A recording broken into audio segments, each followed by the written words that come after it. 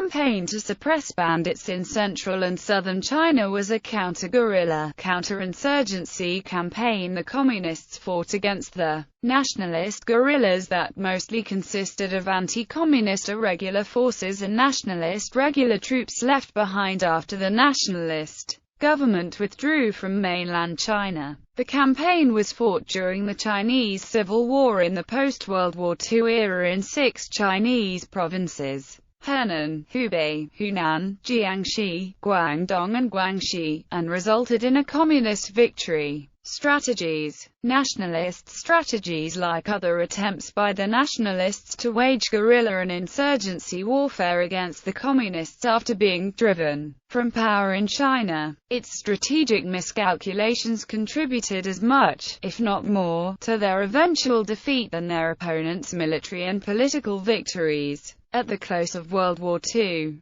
the Nationalist government, weakened by years of war with both the Japanese and Communist guerrillas, came to an agreement with surrendering Japanese forces. The agreement was that the Japanese would not surrender to Communist authorities but to Nationalist generals, and since the Nationalists did not have sufficient troops to garrison the territory formerly occupied by the Japanese nor the means to get them there, even if they had enough, they allowed the Japanese to keep their weapons and, in fact, police the areas they formerly occupied, to keep them from falling into the hands of the Communists. This resulted in further alienation from and resentment against the Nationalist government by the local population, which had already blamed the Nationalists for losing large chunks of the country to the Japanese invaders during the war. Half a decade later, when the Nationalists were driven from mainland China, they made the same miscalculation.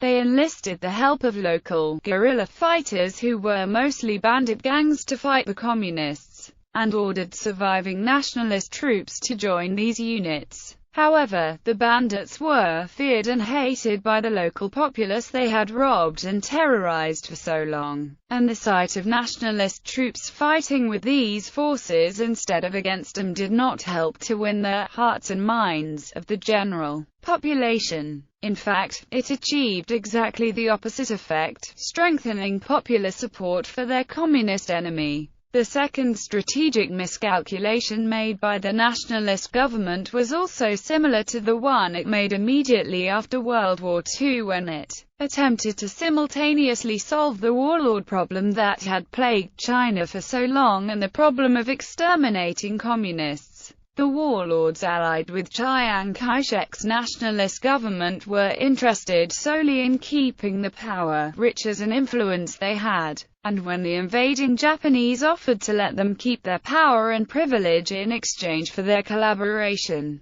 they immediately defected to the Japanese. After World War II, these warlords returned to the nationalist camp for the same reason they defected to the Japanese. Chiang was caught in a bind as much as he wanted to pay back these warlord generals who had once betrayed him. To do so would have alienated other factions within the nationalist ranks. Also, these men did have considerable military power, and could still help the nationalists by holding on to territory that Chiang's government was unable to, and fighting off the communists. Chiang's idea was that both his warlord and communist enemies would be weakened by fighting each other. In addition, Chiang knew that the warlord forces the nationalist governments had failed to eradicate were not prime candidates for evacuation to Taiwan half a decade later, and using them to fight the communists appeared to be the only logical alternative. If the communists were greatly weakened by fighting the bandits, it would make it easier for the nationalists to retake China. If the bandit gangs were defeated, it would make it easier for the nationalists to eliminate them after they had retaken China. However, just like those warlords, the bandits were also only interested in keeping their own power, and did not put any real effort in fighting the communists in the way that some of the nationalists who were still fighting for their cause. The eradication of bandits by the communist government only served to strengthen support for them among the people, since no previous governments dating back to the Qing dynasty, had been able to do so. The third strategic miscalculation made by the retreating nationalist government was similar to the second one, but this concerned its own troops which had been left behind. The nationalist government faced a dilemma. Its best, most highly trained and disciplined troops were desperately needed to defend Taiwan, the last nationalist sanctuary.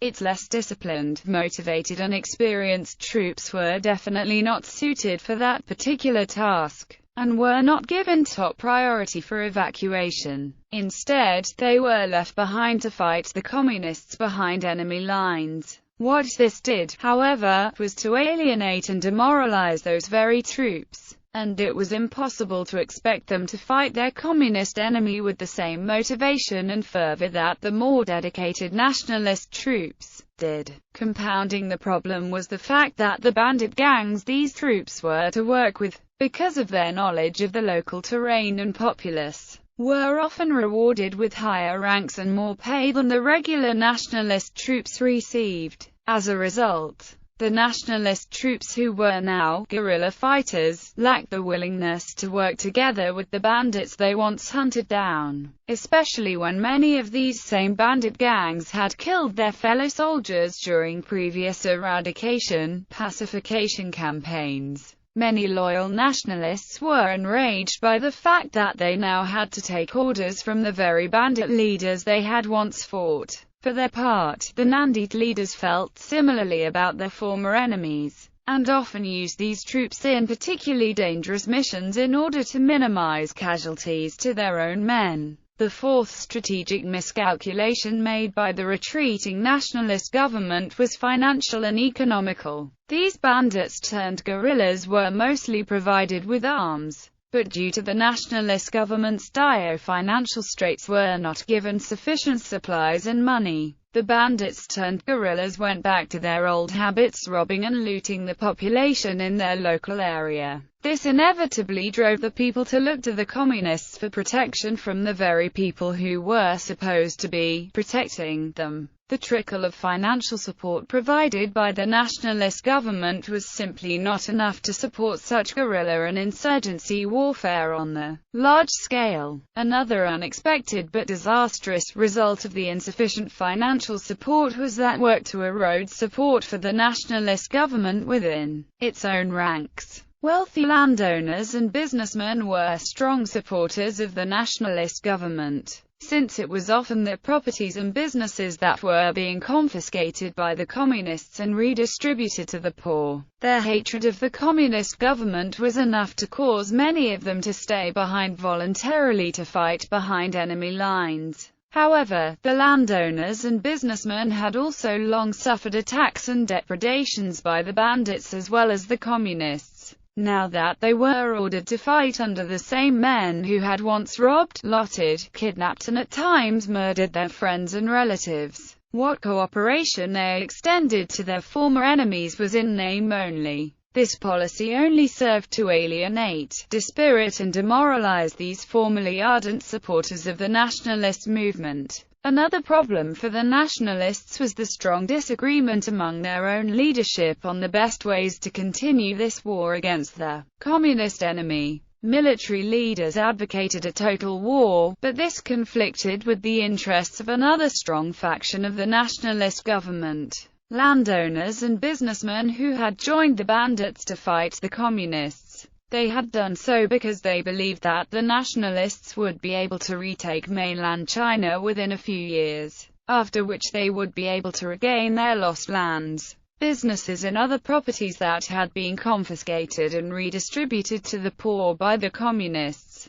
If the total war tactics advocated by the military leaders would be carried out by the nationalist guerrillas now working with the bandits on the mainland, the businesses and factories owned by these businessmen would be damaged or destroyed. If the nationalists did manage to retake China, these properties would require millions of dollars to be rebuilt. In addition, the bandit leaders themselves opposed the total war tactic for their own reasons. If these assets were damaged or destroyed, then there would be little for them to rob and loot. As a result, Mutual self-interest trumped mutual animosities. These former enemies were united in their opposition to the military's total war policy. Communist Party strategy. In comparison to the Nationalists, the Communist goal was much simpler and more focused: exterminate all bandits, which was much easier to achieve than the conflicting strategic goal of the Nationalists.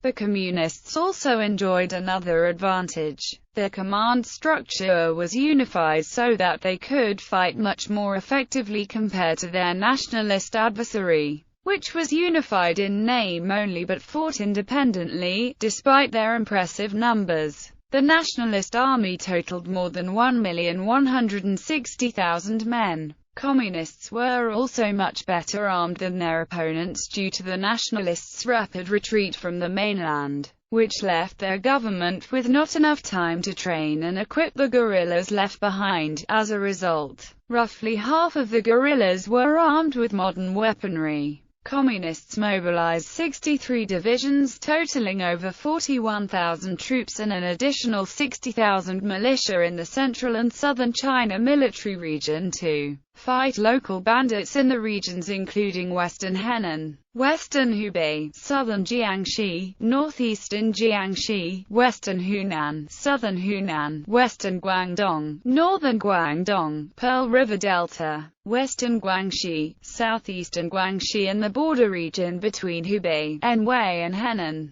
The campaign in central and southern China actually consisted of several smaller campaigns, including Campaign to Suppress Bandits in Attribution, Campaign to Suppress Bandits in Guangxi, Campaign to Suppress Bandits in western Hunan and Campaign to Suppress Bandits in the border region of Hunan, Hubei, Sichuan. Campaign. The Communists planned their campaign in 3 stages, with the first lasting from May to November 1949. Henan, Hubei, Hunan, Jiangxi, Guangxi and Guangdong military districts mobilized available regular and militia forces and launched waves of offensives against bandits. By the end of the year, over 334,600 bandits had been annihilated. After a brief and dormant period, however, the bandits, guerrillas counterattacked in the spring of 1950. The Communist High Command of the Central and Southern Military Region held a conference in March 1950 to discuss the next step and decided it would take 3 months to eradicate the bandits. Over 40,000 troops were allotted to the Hunan military district to eradicate bandits in western Hunan, Taifu Mountains in Changde and Dragon Mountain in Shaoyang, and by the end of June 1950 over 40,000 bandits had been killed. An equal number were killed in the same period in Pearl River Delta and on the coastal islands in Guangdong. Meanwhile, 8 regiments of Guangxi military district managed to kill over 30,000 bandits in southeastern Guangxi. In July 1950 the bandits, guerrillas became overly confident due to the outbreak of the Korean War, believing that the communist regime would collapse because it was not a match for the much more powerful U.S. military. Consequently, they decided to launch a massive offensive. The Communist High Command of Central and Southern Military Region held a second conference and decided to reinforce Guangxi and Guangdong, concentrating on western and northern Guangdong. In western Hunan, 2 commands in the north and south would be formed to better coordinate the campaigns aimed at eradicating bandits in the border region of Hubei, Sichuan, Guizhou and Guangxi provinces. By the end of May 1951 over 500,000 bandits had been eradicated. This marked the end of conventional warfare, which the bandits, guerrillas, could no longer launch, and they also could no longer mass sufficient strength to launch any strikes that posed a real threat to the communist regime. By the beginning of June 1950, the campaign turned into purely counter-guerrilla warfare. The Communists improved upon their military success by sending over 30,000 cadres to the countryside to support land reform, and managed to win the support of most of the peasantry there. The Communists further changed their tactics by forming over 3,000 counter-guerrilla teams and fought the bandits, guerrillas with guerrilla warfare. And after a year, over 76,000 bandits were further eradicated.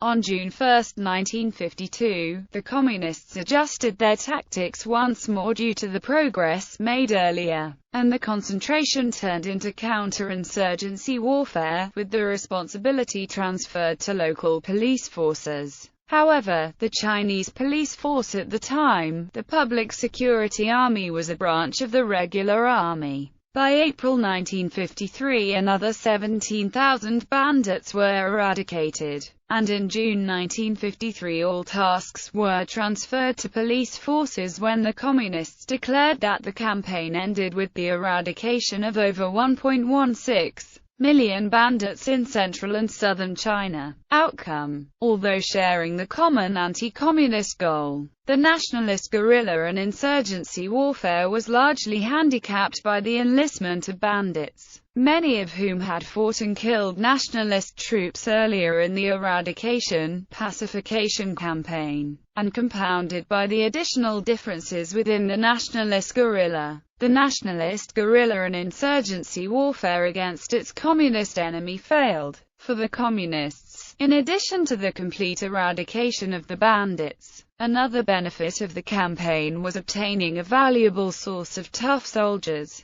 Most bandits were captured and surrendered, with a significant portion of them later joined People's Volunteer Army to fight in the Korean War. And facing the overwhelming superior firepower of UN, their performance was considered heroic and brave by the Communists. However, due to obvious political reasons, their banditry past was carefully left out in the Communist propaganda, and it was not until in the late 1990s was the truth finally allowed to be publicized.